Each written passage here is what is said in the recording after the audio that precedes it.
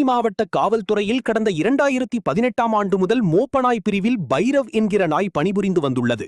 தேனி மாவட்டத்தில் பல்வேறு குற்ற வழக்குகளில் குற்றவாளிகளை பிடிப்பதற்கு போலீசாருக்கு மோப்பநாயான பைரவ் பெரும் உதவி புரிந்து வந்தது. இந்த நிலையில் நேற்று மோப்பநாய் பைரவ் உடல்நிலை சரியில்லாமல் சோர்ந்து இருந்துள்ளது. இதனால் மோப்பநாய் படை காப்பகத்தில் பைரவை கொண்டு சென்று அங்கு மருத்துவர்கள் பரிசோதித்த நிலையில் உடல்நலக்குறைவு காரணமாக உயிரிழந்ததாக கூறப்படுகிறது. இதனைத் தொடர்ந்து உயிரிழந்த மோப்பநாயான பைரவை தேனி ஆயுதப்படை மைதானத்தில் காவல்துறை அணிவகுப்பு மரியாதையுடன் பைரவின் உடலை போலீசார் அடக்கம் செய்தனர்.